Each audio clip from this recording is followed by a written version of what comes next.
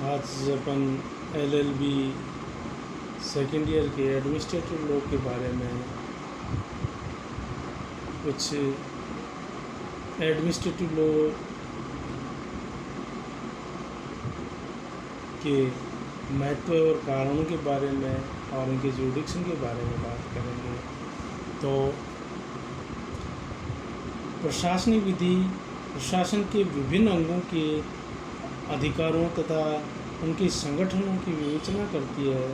इसके अंतर्गत प्रशासनिक अधिकारियों की शक्तियों तथा सीमाएं तथा प्राधिकारियों द्वारा अपनाई गई प्रक्रिया का अध्ययन किया जाता है और इसके अंतर्गत न्यायिक नियंत्रण का अध्ययन भी किया जाता है।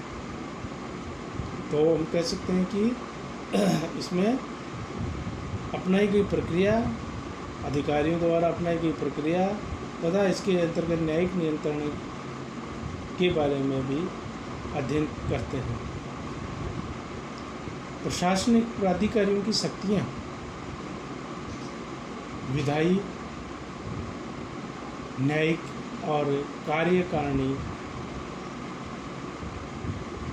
तीन प्रकार से मानी गई है। प्रशासनिक विधि की जुडिक्शन के बारे में या क्षेत्राधिकार के बारे में हम बात करें तो इसमें है विभिन्न प्रशासनिक निकायों का अध्ययन किया जाता है। ये पहली बात तो है। दूसरी बात, जैसे केंद्रीय बोर्ड हुआ, जांच आयोग हुआ, सलाहकारी बोर्ड हुआ, इनके निकायों के अध्ययन की बात है। दूसरी बात है कि क्षेत्र के में लोक निगम। तीसरी बात है कि नेचुरल जस्टिस के बारे की बात भी है। और फोर्थ में हम कहें कि इसमें रिट्स, और फिफ्थ में और लास्ट में कहेंगे कि अपकृत्य या टोट संबंधी जो कार्य हैं वो भी इसमें सम्मिलित किए गए हैं कि ये इनका जुडिक्शन है। प्रशासन विधि का महत्व है और इसके डेवलपमेंट की बात करें तो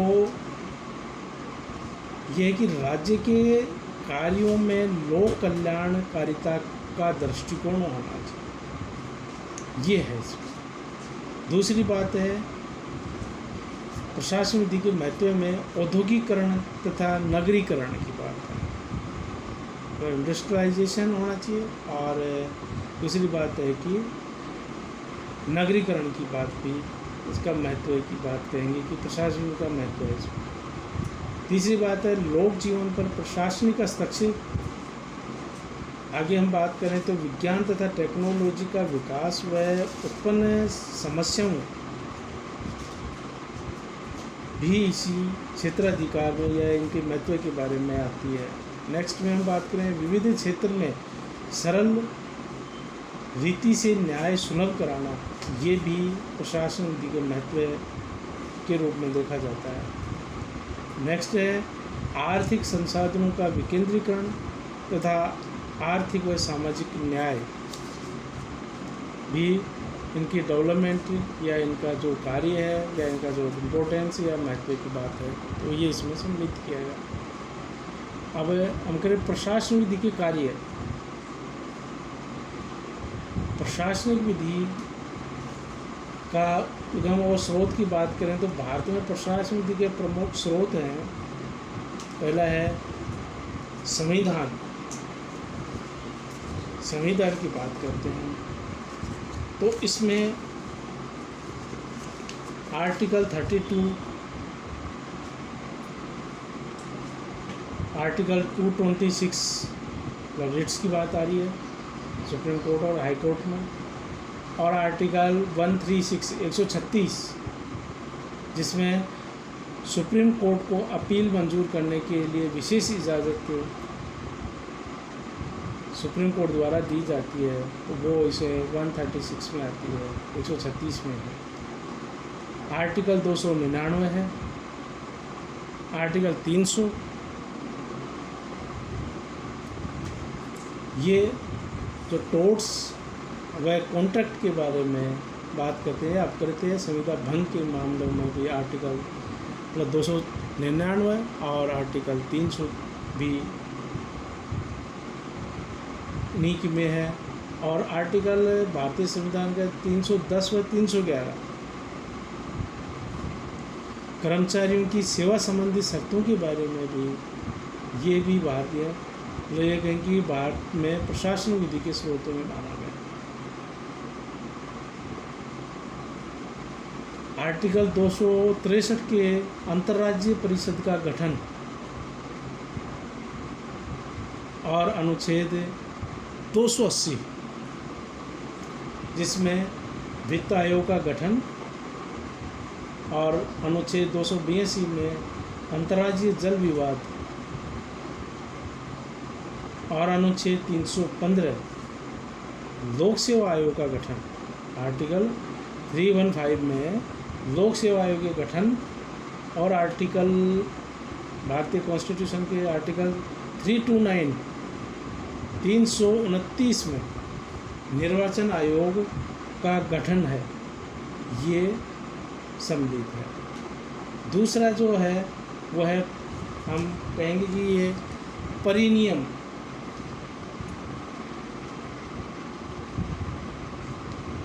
तो ये भी इसमें स्रोत के रूप में माना गया है। इसमें असंवैधानिक नहीं होना चाहिए, कोई भी कानून है वो असंवैधानिक नहीं होना चाहिए, और वो कॉन्स्टिट्यूशन के ऊपर खरा उतरना चाहिए। यदि कॉन्स्टिट्यूशन का वॉयलेशन है उस परिनियम, उस कानून में, तो इसका मतलब उसको अनकॉन्स्टिट्यूशनल माना जाएगा, असंवैधानिक की संज्ञा दी जाएगी। तीसरा है ऑर्डिनेंस या अध्यादेश की बात करते हैं हम, तो आर्टिकल 123 के तहत राष्ट्रपति ऑर्डिनेंस या अध्यादेश जारी करने के संबंध में अधिकारिता रखते हैं, और स्टेट में गवर्नर महोदय अपना अध्यादेश का जो अधिकार संविधान द्वारा प्रदत्त किया गया इनको, तो वो है अनुच्छेद 213 के में। तो राष्ट्रपति महोदय 123 में और राज्यपाल महोदय 213 में ऑर्डिनेंस जारी कर सकते हैं या अध्यादेश जारी कर सकते हैं। संसद पुनः आउट किए जाने पर की तिथि से 6 सप्ताह पश्चात तक वो अध्यादेश लागू रहता है, चालू रहता है, और उसके बाद वो समाप्त हो जाता है, या फिर सरकार अपना उसको कानून के रूप में अंगीकृत करवा सकती है संसद से।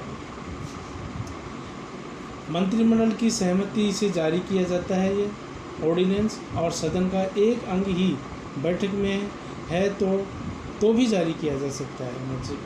ये कह सकते हैं कि एक ही अंग यदि चल रहा है, अपन कह सकते हैं कि जैसे मान लो पार्लियामेंट की बात करते हैं, तो यदि राज्यसभा चल रही है या लोकसभा चल रही है तो भी ये दोनों नहीं चल रहे हैं, तो एक भी चल रहा है तो भी ये जारी किया जा सकता है। और ये खास बात यह है कि इनको न्यायपालिका में ऑर्डिनेंस को चैलेंज नहीं किया जा सकता। जो ऑर्डिनेंस पारित कर दिया गया, पास कर दिया गया, अध्यादेश जारी कर दिया गया, तो उसको न्यायपालिका में चुनौती नहीं दी जा सकती।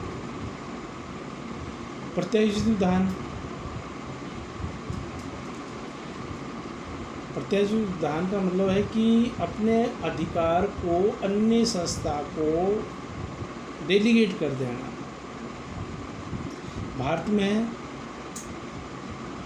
कानून की बात करें तो 2,500 से भी ऊपर नियम आदेश बने हुए हैं, और 300 से भी ज़्यादा अधिनियम बने हुए हैं। तो ये था। आगे हमें इसी में स्रोत देखते हैं न्यायिक विनिश्चय। न्यायिक विनिश्चय या कहें कि प्रेसिडेंट की बात करते हैं, तो ये भी है अपने आप में एक दृष्टांत, जो कि हाई कोर्ट है वो अपने स्टेट के मामले में है, और प्रेसिडेंट जो मतलब ये सुप्रीम कोर्ट के मामले में तो पूरे देश के संबंध में हम कह सकते हैं।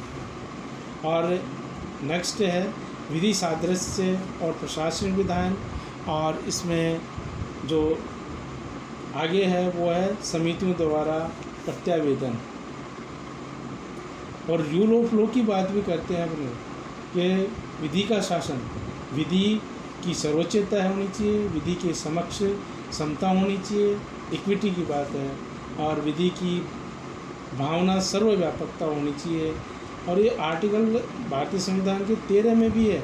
विधि के अंतर्गत क्या है, विधि किसको कहेंगे, लॉ किसको कहेंगे, यह पहला इसमें कह सकते हैं हम, जो नियम है या विनियम है या आदेश, अध्यादेश, उपनियम, अनुज्ञप्ति या लाइसेंस, रीति रिवाज एवं रूढ़ि सम्मिलित की गई है लॉ में। यह है कि इसके अंतर्गत क्या है, विधि के अंतर्गत नियम, विनियमन, ऑर्डर, ऑर्डिनेंस, उपनियम, अनुज्ञप्ति, रीति रिवाज या रूढ़ि भी इसमें सम्मिलित की गई है।